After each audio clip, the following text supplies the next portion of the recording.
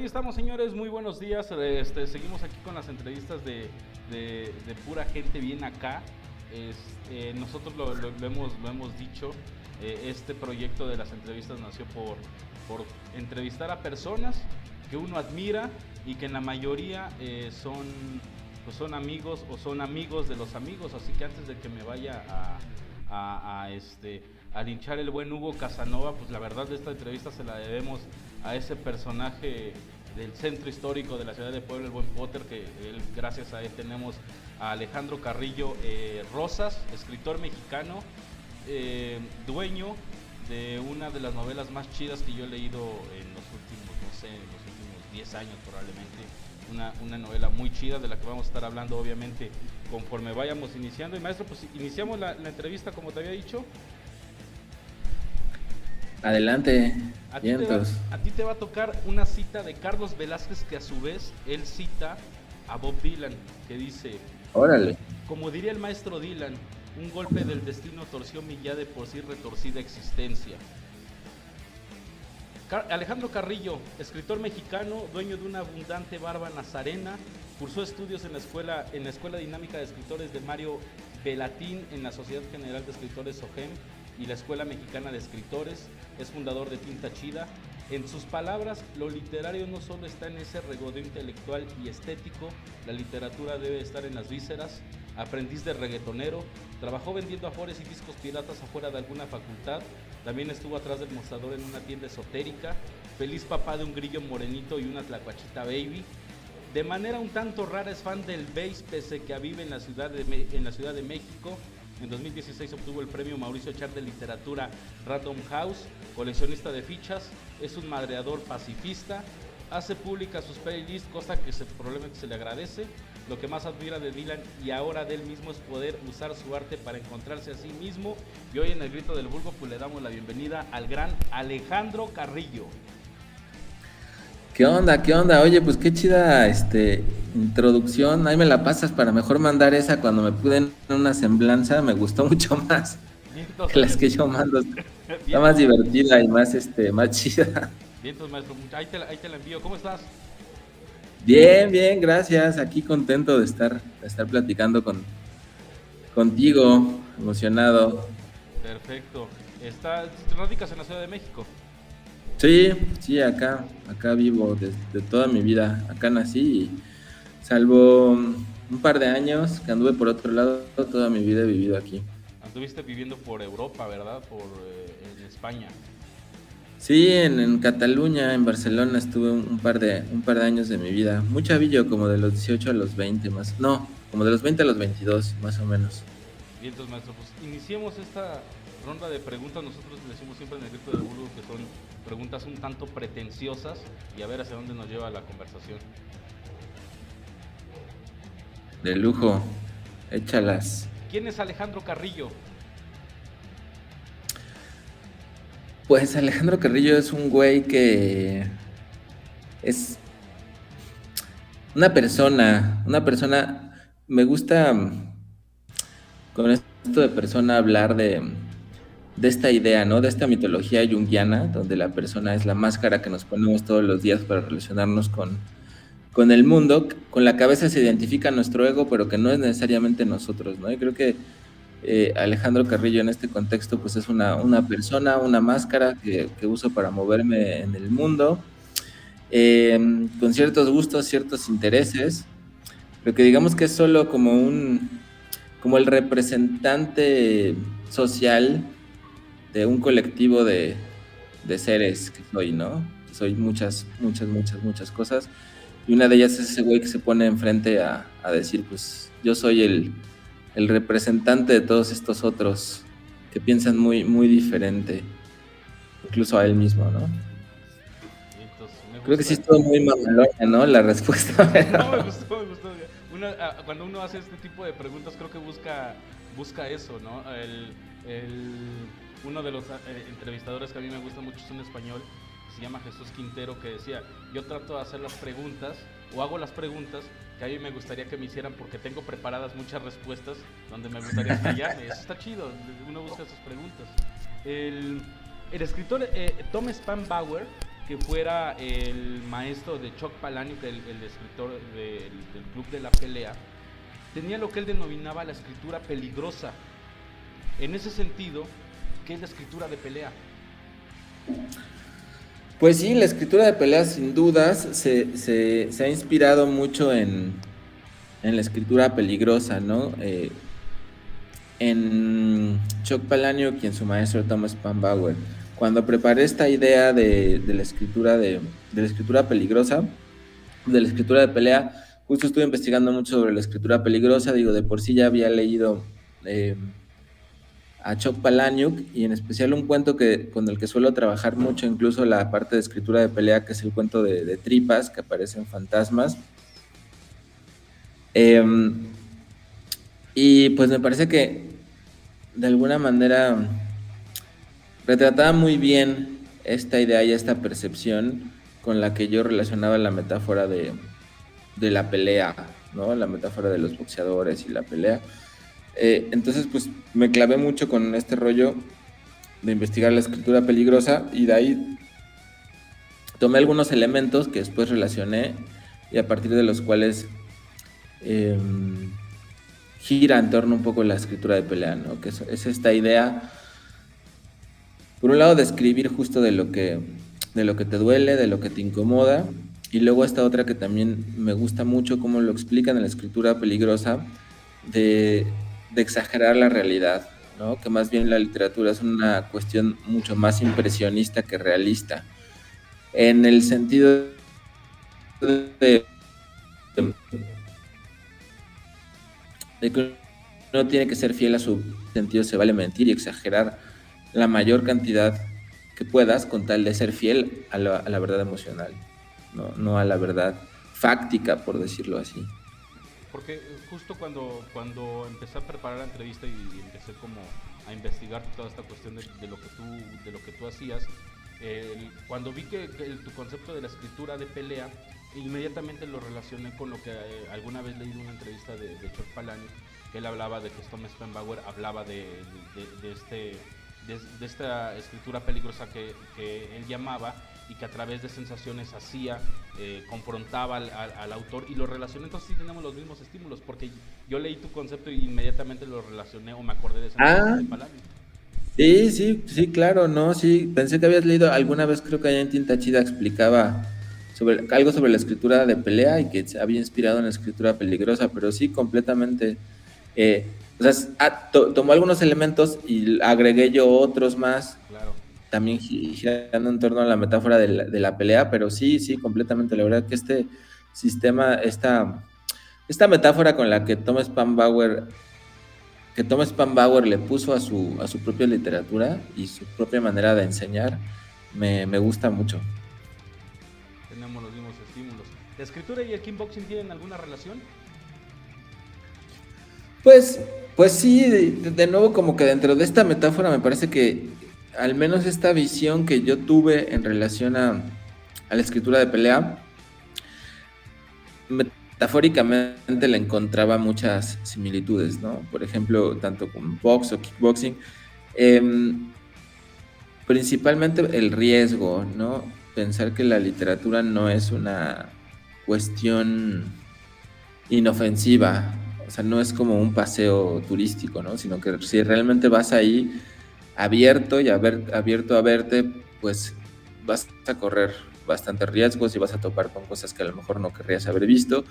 Pues de alguna manera es también lo mismo que hace un boxeador cuando se sube al cuadrilátero, ¿no? Realmente sí se la está rifando, pues no sabe si va a bajar. Primero si va a bajar y si va a bajar igual, definitivamente igual no va a bajar. Claro, ¿en qué condiciones Por aunque gane va a bajar todo madreado, pero entonces ese yo creo que es el principal símil, pero pues hay algunas otras cosas, ¿no? Cuestiones de ritmo, de estilo, de algunas cosas más, pero sin duda lo principal es eso, ¿no? Subirse ahí y rifársela. En el boxeo se le llama ser el estilista, ¿no? Que tiene todos estos estilos. Porque además la gente no lo sabe, o bueno, tus seguidores, los que te hemos seguido, lo sabemos, pero el resto de gente, además de ser escritor, eres aprendiz, ya eres maestro de kickboxing. No, fíjate que me quedé en el puro aprendiz nada más y ya no me he vuelto a actualizar esa información. Eh, ma- Solo eso, creo que estuve un ratito cuando armé el curso de pelea y escribe, estuve entrenando kickboxing, pero ya no le seguí después, aunque me gusta. Normalmente hago mucho eso, ¿no? Hay una constante en mi vida que es la literatura. O sea, eso sí, toda mi vida le he amado, he seguido, es lo único que dentro de mis otros muchos intereses siempre se ha mantenido, pero hay otras cosas justo como el kickboxing o luego que me quise hacer MC o que me quise ser reggaetonero, todo ese tipo de cositas son como flashazos de interés que agarro por unos cuantos meses, un par de años y luego ya como que disminuye un poco el interés, ¿no? Ya me conozco que soy así y que la única constante que hay siempre es la literatura. Con... ¿Tenías buenas rimas como MC? ¿Tenías talento? Yo creo que sí, la verdad que eso sí me sigue llamando un montón la atención. En el freestyle, digo, jamás lo practiqué mucho, pero creo que sí tenía cierto talento nato que si le hubiera dedicado tiempo, algo podría haber hecho, ¿no? Porque me gusta bastante de pronto echar ahí el freestyle ahí con los compas y improvisarle. Me, me gusta mucho. Qué chido. ¿Crees en ti? Buena pregunta, buena pregunta. Creo que voy a regresar a la primera pregunta que me hiciste, a esta colección de seres que soy Ok. y que representa el tal Alejandro Carrillo. Y dentro de esa colección de seres hay algunos que creen de manera obsesiva y que confían en sí mismos de manera obsesiva en este colectivo de Alejandro Carrillo y hay otros muchos que no creen en nada y que son completamente eh, desconfiados, con una autoestima muy baja. Entonces creo que sí, o sea, creo que soy las dos cosas, tanto tengo momentos de mucha confianza y tengo momentos de duda y donde todo es desconfianza, ¿no? De que pueda lograr cualquier cosa. Entonces estoy moviéndome entre esos polos continuamente, entre creer, no creer, si creo, por qué creo. Me moví un poquito porque creo que había ahí como un eco ahí medio raro, ¿no? Pero a ver si mejora. Ok. ¿Confías en ti? De nuevo la misma. No, La, una es la creer. Esta es confiar. creer y confiar. ¿Tú confías en ti? Buena idea. Claro, claro, claro. Confío y creo. A ver. Lo mismo, pero creo que diría lo mismo. A veces confío muchísimo y otras veces no confío en nada. Hay partes de mi personalidad que confían mucho y otras, bueno, de manera exagerada y otras igual, ¿no?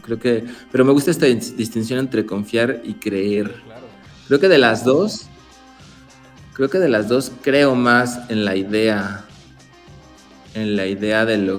que, de lo que es esa persona de Alejandro Carrillo que confiar.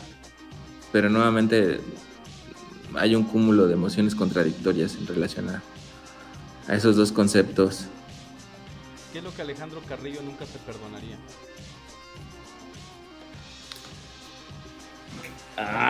No lo sé. Um,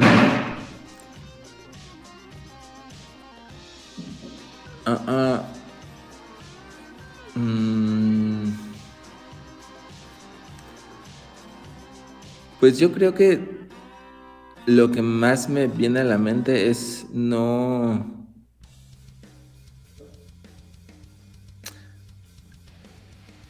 Yo creo que tendría que ser no haber seguido y no seguir aún en esta etapa de mi vida ese gran impulso que tiene que ver con lo, con lo que creo que es. Déjame buscar una manera para expresarlo más claramente. Em, Creo que sería la idea de no haber seguido esto que a veces le llamamos vocación, ¿no? Y que quizás pueda tener otros muchos nombres y que quizás vocación sea un nombre bastante ñoño y cursi, pero más bien no haber seguido este impulso de que en mí se manifiesta en escribir, ¿no? Y que cuando lo hago o doy clases en relación a la literatura, o escribo, o leo, es una manera, es un lugar y un momento cuando sigo esa energía en la que siento que estoy de alguna manera haciendo lo que tengo que hacer aquí, ¿no? Entonces creo que no haber seguido en ciertos puntos de mi vista eso y haber tomado esa decisión de dedicarme por completo a eso, sería lo que no me perdonaría.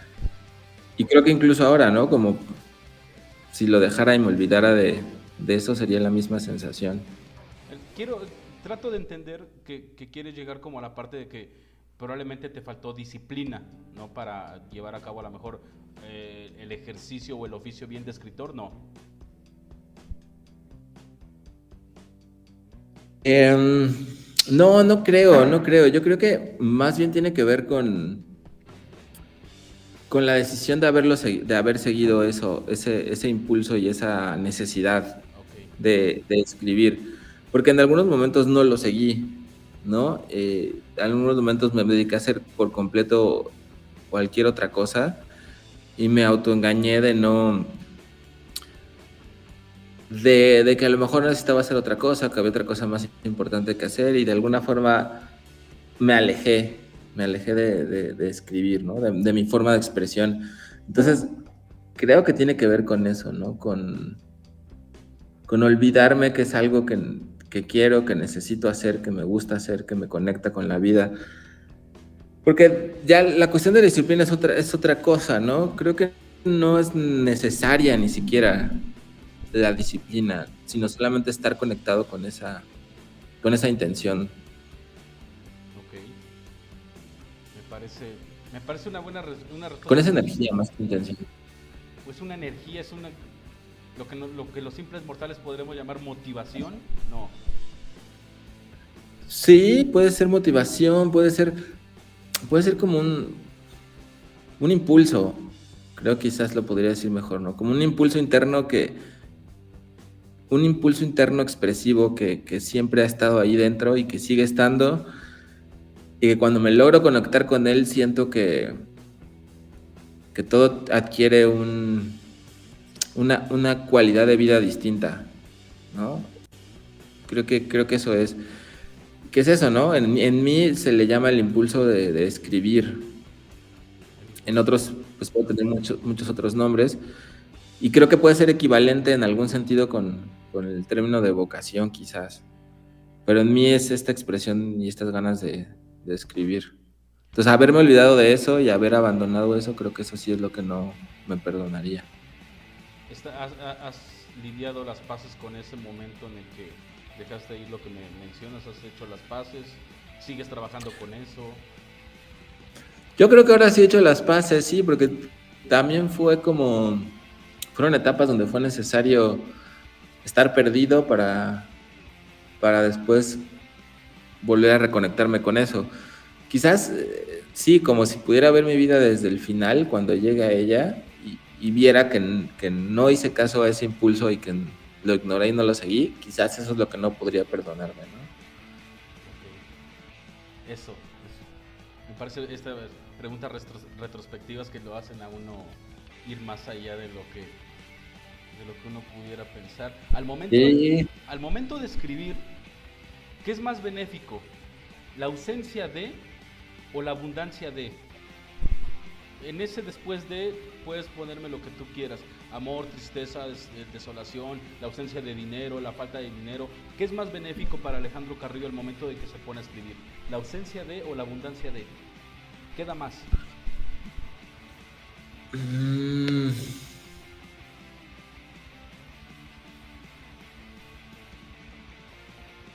No lo sé, o sea, creo que cuando me lo preguntaste lo entendí de otra forma, que es más como qué es más importante, ¿no? Por ejemplo, la abundancia en relación a las letras, a escribir todo, aunque sobre, o a dejar cosas que falten.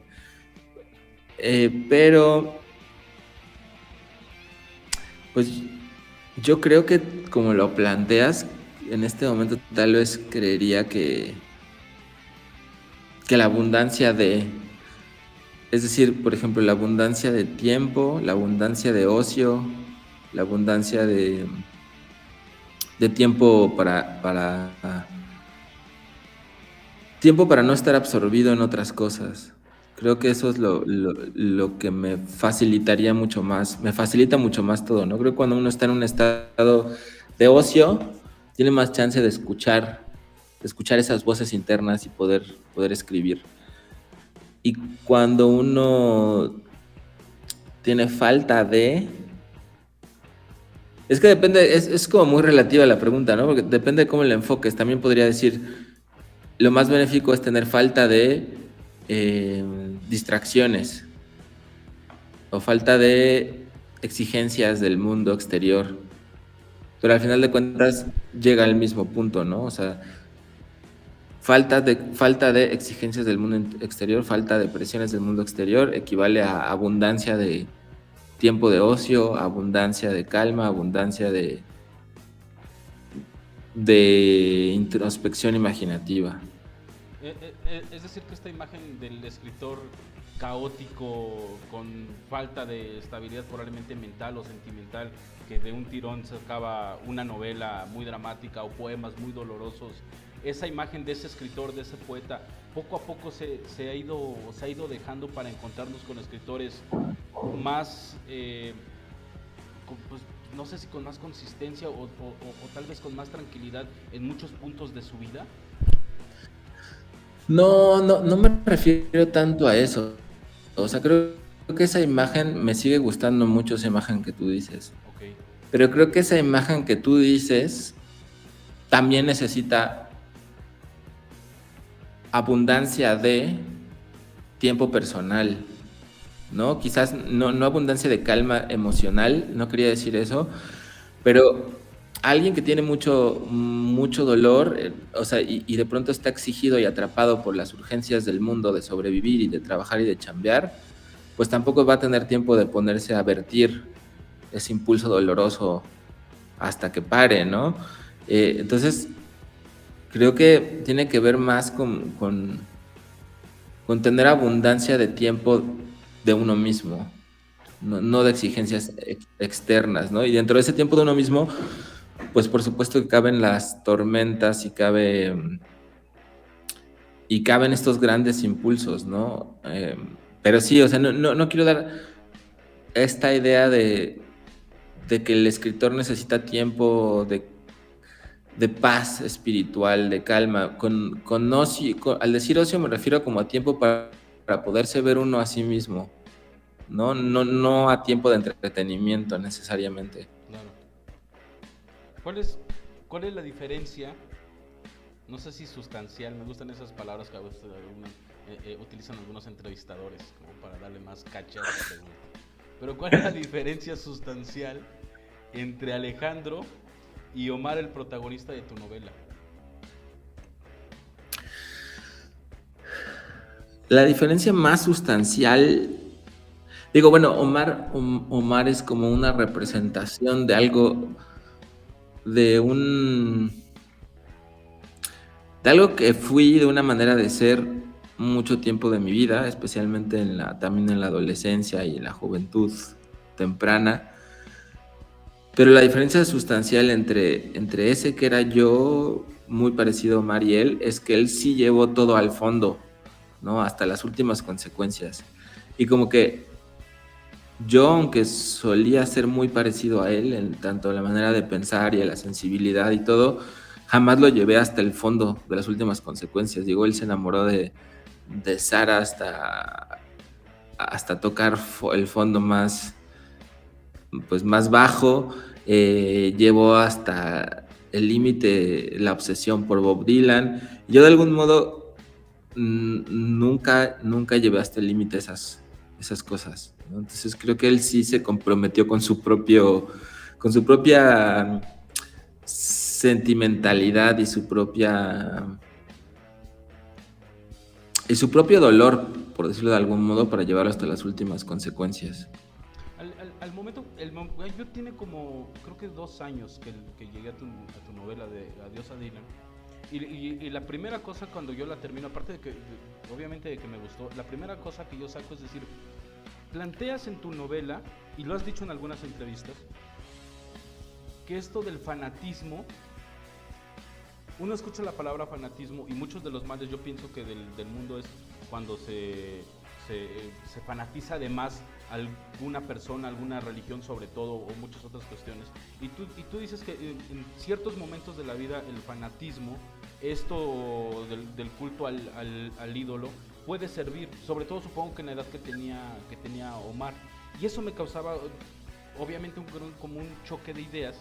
Y dije, el día que platiqué con él, no se me tiene que pasar preguntarle esa manera, porque después cuando yo lo traje a mi vida dije, es cierto, para Omar era Dylan, para mí ha sido Joaquín Sabina, y dije, es cierto, pero también ya cuando vas creciendo, porque no eso de madurar no creo, pero cuando vas creciendo también vas quitando como esas partes.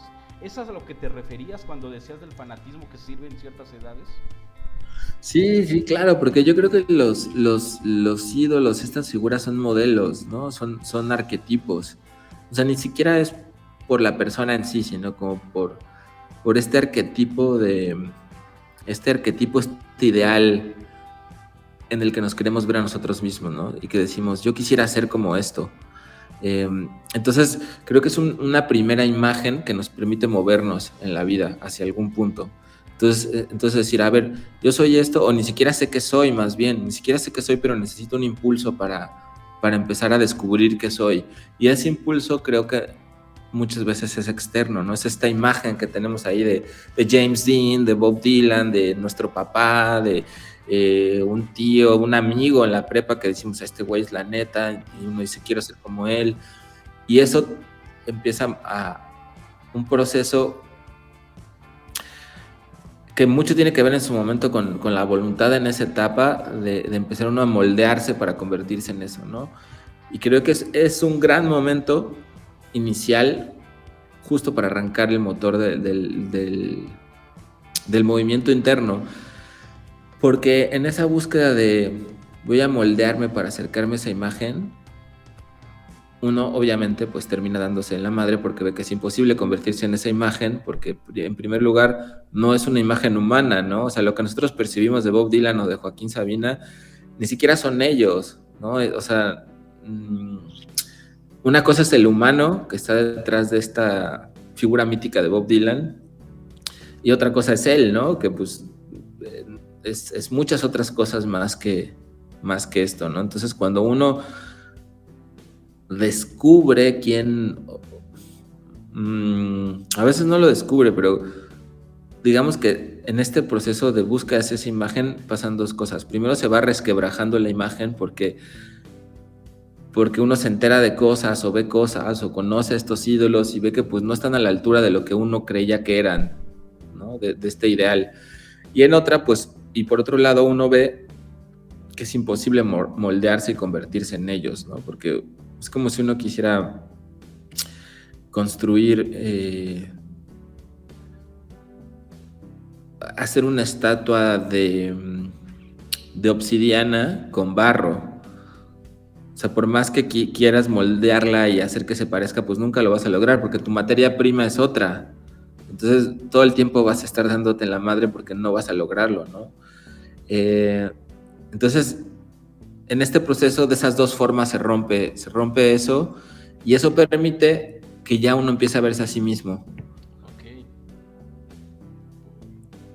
Buena, y que más que respuesta me acabas de aclarar un punto de mi vida un tanto confuso.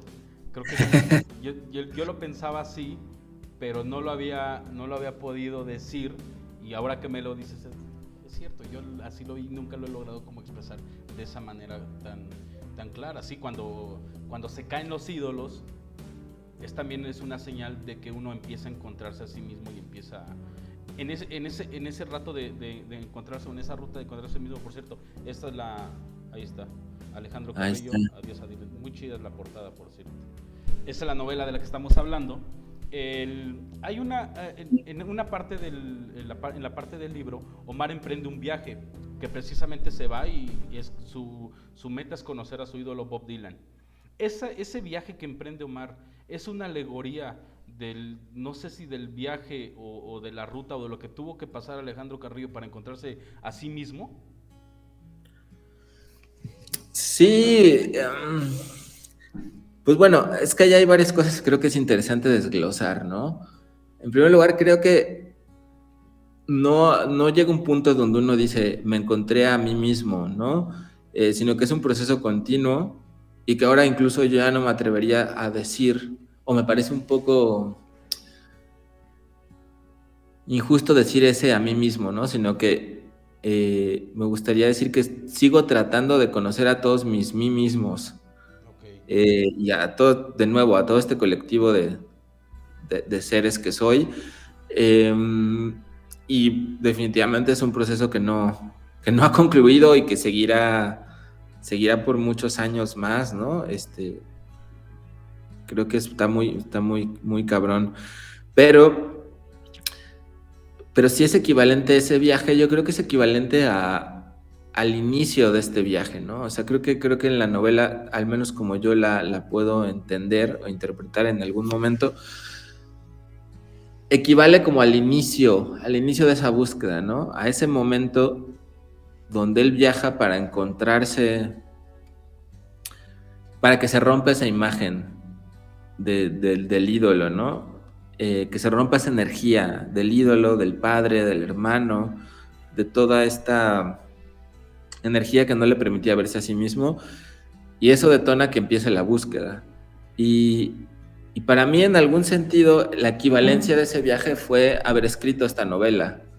Okay. Digamos que en esta novela fue como yo también poderme deshacer, no deshacer, sino poderme independizar de esta figura del ídolo, de una figura paterna,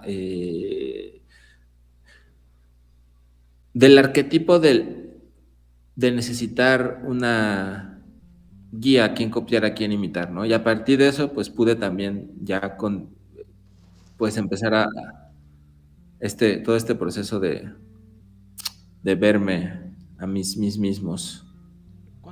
Cuando llegan personas como yo, digo, aunque sea de manera virtual, y te dicen, es que Adiós a Dylan es una novela en la que me identifiqué y está muy chida, y te llegan a agradecer algo con más profundidad y personal, más que el hecho de haber escrito la novela.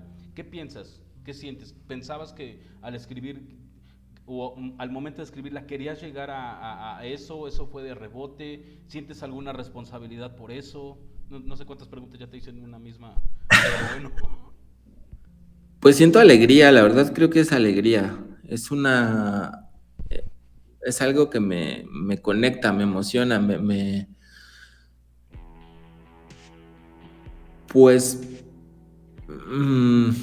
me hermana, creo, ¿no? Con los que me puedan llegar a comentar eso. No es algo que buscaba intencionalmente, o sea, lo que yo buscaba era hacer mi propio viaje y dentro del libro, ¿no? Y creo que eso es algo que suele pasar, al menos siento con los mismos libros que a mí me gustan mucho. Creo que cuando un escritor logra en la literatura y en lo que escribe emprender un viaje personal, de alguna manera la novela que escribe, la obra de arte, etcétera, etcétera, es una huella de ese viaje personal. Y cuando los lectores, espectadores, lo que sea, leen esa huella, se conectan con sus propias huellas y sus propios procesos, ¿no? Entonces, me parece que es algo vivo, ¿no? O sea, si el autor la autora trabaja consigo mismo y con su propio viaje, algo va a quedar de eso que va a conectar a los otros con su propio proceso interno. Y eso me parece pues bien chido, ¿no? O sea, creo que es un puente de comunicación bien padre entre todos, ¿no? Entre todos los que estamos hermanados por este tipo de procesos. Era lo que te iba a comentar. Eso cuando me dijiste mi hermana con todos ellos, eso queda chido porque siento que hay un lazo más hasta de complicidad que Sí. cualquier otra cosa. ¿Has pensado que tú con tu novela te vuelves el Bob Dylan de alguien? Ay, creo que nunca lo había pensado así como tal.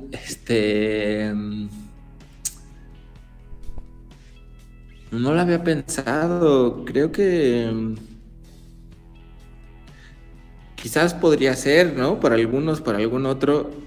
Si así fuera, lo único que puedo estar seguro es que, pues, tarde o temprano, afortunadamente, haré que consciente o inconscientemente, haré que se les rompa esa imagen, ¿no? Porque por supuesto que no estoy a la altura ya no digamos de Bob Dylan ni de ninguno de esos monstruos, sino de nadie está a la altura de ningún ideal, ¿no? Entonces, justo lo natural es que eso se rompa, y a mí es lo que me gusta, ¿no? O sea, como que no me gusta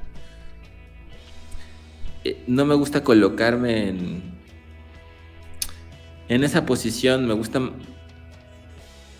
porque es una posición que te mantiene lejano, ¿no? A las personas, y de alguna manera te pone como en un peldaño más arriba, y no me gusta. O sea, creo que yo no veo diferencia, ¿no? Entre alguien que pueda leer y gustarle y el libro y encontrarse en él, y yo mismo, ¿no? O sea, solamente que lo hemos expresado de formas diferentes. Yo en este campo y de esta forma, y ella seguramente en otro campo y en otra forma, ¿no? Entonces,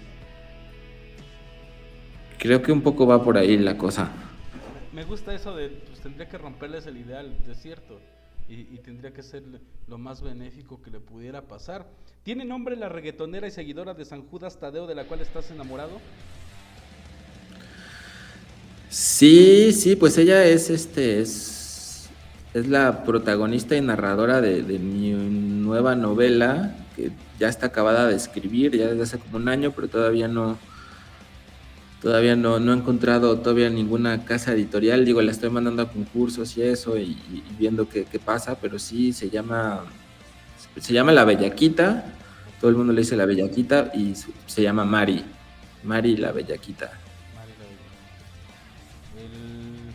¿Se puede adelantar el nombre de la novela hasta que tengas algo? Sí, claro.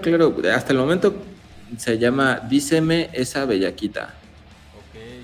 Sí, porque además estaba leyendo Adiós a Dylan, no se iba a llamar Adiós a Dylan. Ajá. De hecho, creo que tú tenías como otro nombre para tu novela. Sí, yo todo el tiempo que la escribí le llamé en mi mente, y digo, en los borradores y en todo, siempre se llamó Una canción para Dylan. Okay. Porque tenía mucho sentido para los más clavados en el mundo dylaniano, porque, digo, como ahí mismo en el libro dice, ¿no? Bob Dylan tenía su máximo ídolo, que era Woody Guthrie, y lo imitaba y se vestía como él y cantaba y hacía la misma voz y las mismas canciones. Y llegó un punto de su vida donde justo termina con su ídolo, de alguna forma se despide de su ídolo para empezar a escribir sus propias cosas, y la manera de despedirse de su ídolo es con una canción que se llama A Song to Woody, una canción para Woody. Entonces a mí me hacía mucho sentido que Omar hiciera lo mismo, ¿no? O sea, que Omar estuviera obsesionado con Bob Dylan, y su manera de despedirse de él es haciéndole una canción para Dylan, ¿no? Claro. Que sería el libro que él escribe. Entonces me parecía muy bien, y creo que tenía mucho sentido, pero ciertamente, pues si no eres tan clavado de Bob Dylan, por más que dijera ciertas cosas en la novela, no se iba a entender eso. Y creo que también rítmicamente y como con sonido, cuando me propusieron Adiós a Dylan, que lo propuso ahí en uno de los jurados que quiero mucho, Julián Herbert, dijo, yo siento que Adiós a Dylan le funcionaría muy bien. Y ya fue que dije, wow, sí, oí el nombre y me hizo todo el sentido, y creo que me gustó más y funciona mejor. Bueno, a mí cualquiera de los dos me gusta mucho. Llegué a tu novela sin buscarla, porque en realidad me metí a la librería buscando un libro de Rosa Montero, una cosa completamente diferente. Y me llamó la atención por el título de Adiós a Dylan y por la portada. Y cuando lo empecé, cuando leí la contraportada, dije, dije, creo que esto puede llegar a buen puerto. Y sí, me encantó, me la eché como en 2 días. El, Ah, qué chido.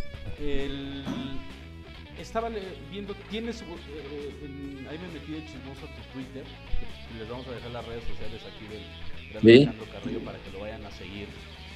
Tienes, Adiós a Dylan tiene un audiolibro narrado por el Cha, bajista de Ujú. Fobia, en Moderato y todas estas ondas. Por lo regular, digo, y ahí lo conecto porque por lo regular una banda de rock se conforma como de cuatro integrantes, ¿no? Lo ataca, el frontman, guitarra, bajista.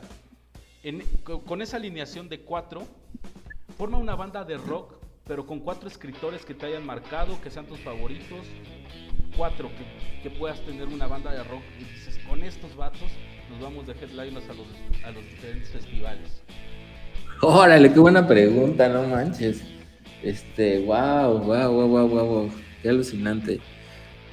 Pues mira, he tenido grandes influencias en mi vida. Creo que hay influencias que me marcaron mucho literariamente y hay las influencias de esta segunda parte de mi vida que ahora son diferentes y que hay escritores que admiro muchísimo. O sea, están como los escritores que admiro porque me formaron y me hicieron construir como cierto estilo y ahora los que admiro ahora, pero sí te diría estos cuatro.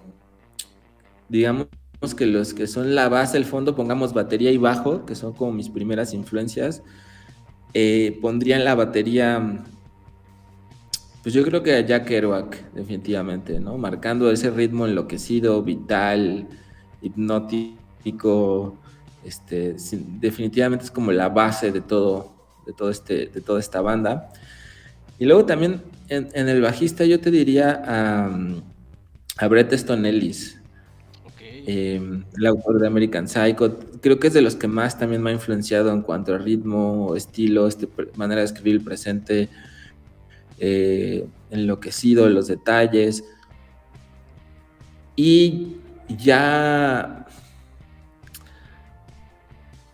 y ya de los nuevos, y que van más como en el frente en estos momentos de mi vida, yo en este momento te diría dos.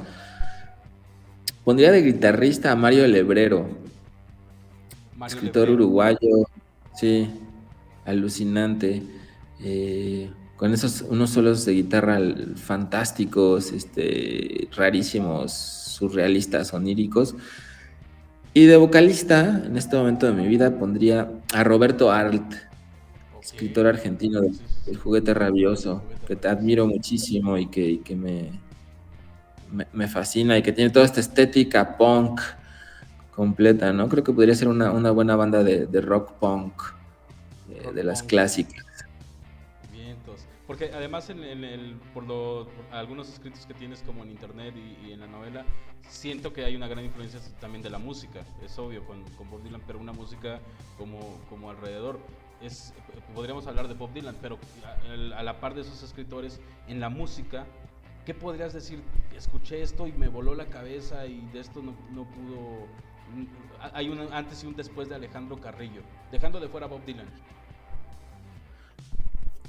Sí, digo, definitivamente la música siempre me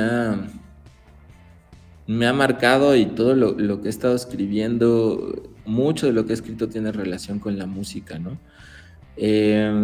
Digo, pues esta última novela que tiene todo que ver con el reggaetón, cumbiatón, todo este rollo, pero otros músicos que me hubieran así como...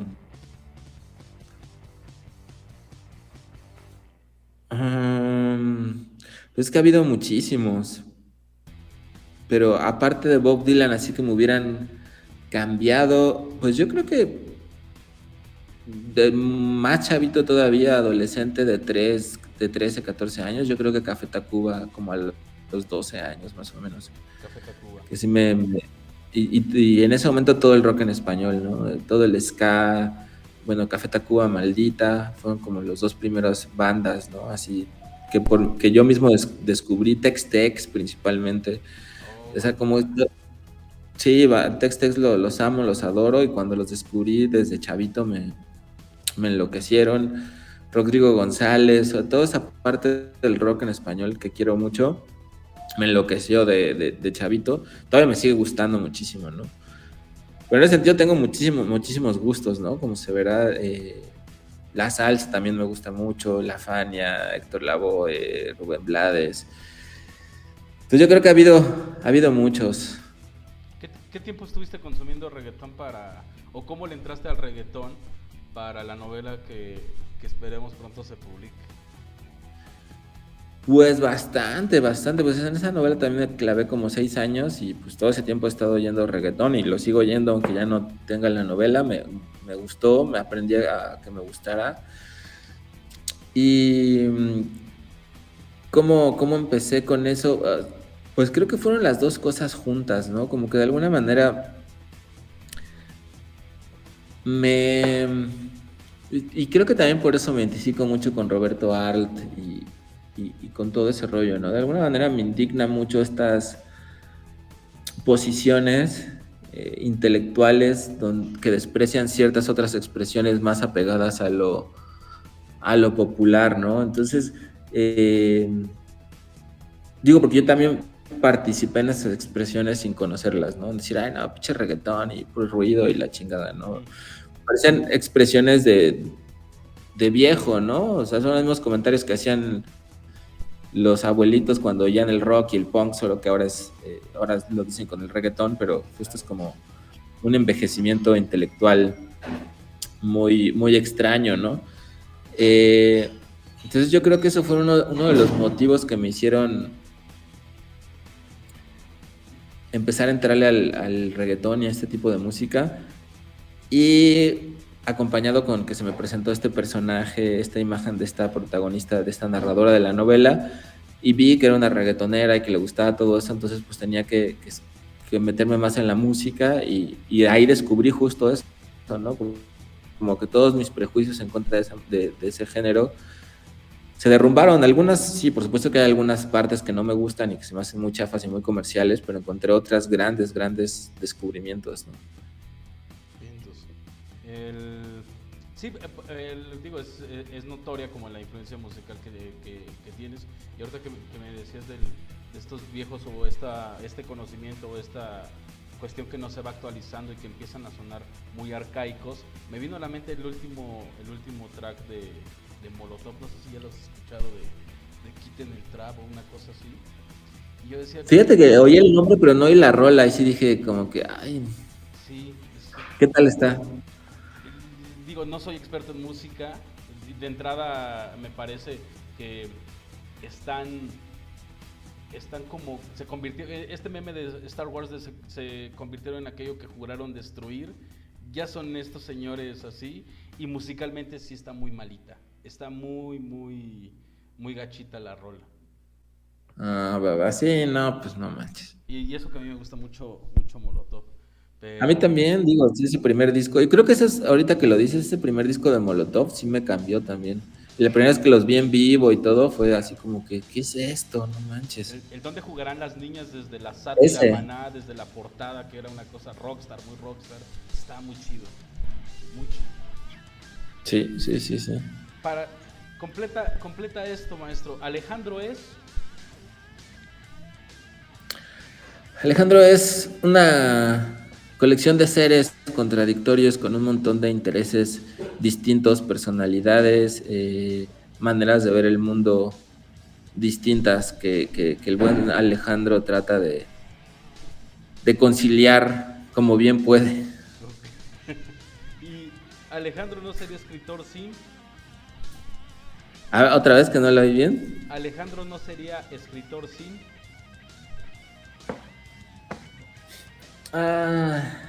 Si hubiera logrado expresar ese estímulo, esa energía de expresión en alguna otra forma, ¿no? Si alguna de las otras formas me hubieran ganado, creo que no me hubiera hecho expresión, no me hubiera vuelto escritor, o si no hubiera tenido la fuerza en ciertos momentos de mi vida para así convertir esa energía en que tomara esta forma. Una de las cosas que dices en Tinta Chida es que es un espacio para crear cosas escritas, pero sobre todo para vivir de lo que te gusta o de lo que les gusta, que es escribir, que se puede vivir así. ¿Cuál sería el consejo? Un consejo, no solamente para los que quieran escribir, los que, no sé, tratamos de hacer videos pensando con un cierto fondo, tal vez una banda que va de incipiente, cuestiones en las que se van iniciando. ¿Cuál es el consejo que Alejandro Carrillo daría, o un tip, o algunas otras situaciones que pudiera ayudar para vivir precisamente de lo que a uno le gusta? Pues siento que el principal sería pues tener la decisión de hacerlo. Creo que si uno tiene la decisión y le dedica el tiempo, puede ir encontrando formas, ¿no? Yo tampoco lo tengo 1000% resuelto, ni siquiera 50% resuelto, ni mucho menos, pero creo que tú te comprometas con que esa va a ser la forma, pues te hace a la de a huevo buscar opciones, ¿no? Pero si uno dice, bueno, pues a lo mejor sí, a lo mejor no, voy a ver si me funciona, en cuanto haya alguna bronca, pues vas a regresar a cualquier otra opción, ¿no? Pero si dices, es esto o nada, pues se van a abrir a la de a fuerzas opciones, ¿no? Para que sí lo puedas hacer. ¿Algo que quieras agregar? ¿Algún saludo a tus seguidores? Esperemos también pronto se vea la nueva novela que ya ejecutaste. ¿Algo que quieras agregar al final de esta entrevista? Breve entrevista. No, nada, pues agradecerte. La verdad es que me ha gustado mucho la entrevista. Creo que es de las mejores entrevistas que me han hecho, que más me han hecho pensar y cosas más interesantes y más alucinantes. Entonces, te agradezco eso, ¿no? Que creo que sí, pues te clavaste y preparaste y hiciste preguntas muy originales y muy interesantes. Y pues es bien chido, ¿no? A veces en algunos momentos sí me han llegado a pesar, digo, no porque sea rockstar ni porque tenga muchísimas entrevistas, pero me ha llegado a pesar, porque hay veces eso, ¿no? Que te pueden llegar a entrevistar y apenas si leyeron la contraportada de tu libro y te hacen las mismas preguntas que le hacen a todos, o cosas así. Entonces digo, bueno, pues sí lo hago, ¿no? Pero ahora al contrario, se me pasó muy, muy rápido porque fue muy interesante todo lo que me hiciste pensar y ver con tu entrevista. No, pues muchas gracias a ti por el tiempo, muchas gracias obviamente por la novela. Ahí está Alejandro Carrillo, Adiós a Dylan.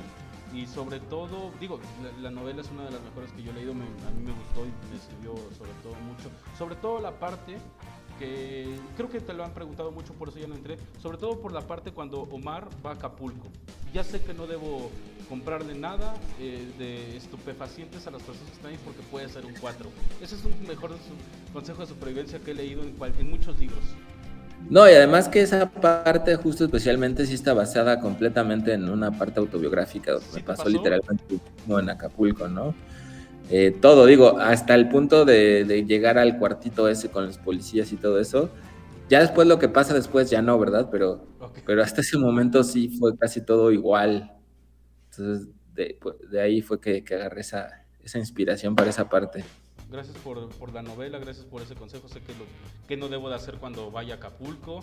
Y pues, exacto, maestro, muchísimas gracias. Esperemos pronto vengas a Puebla, no sé, a dar alguna conferencia o simplemente para echarte ahí unos mezcales con algunos amigos, que pues, tienes una buena base como de seguidores de Adiós a Dylan aquí. Sería chido conversar contigo de frente. Genial, sí, hace un poco fui a Puebla y la próxima vez que vaya allá de visita, pues estaría muy chido encontrarnos y tomarnos unos mezcales. Gente del Grito del Vulgo, él es Alejandro Carrillo Rosas. Compren su novela, digo, ya tiene ratito que salió, pero es una novela que vale muchísimo la pena. Y pues nada, nos vemos en la siguiente, maestro, muchas gracias. Gracias Enrique, qué chido.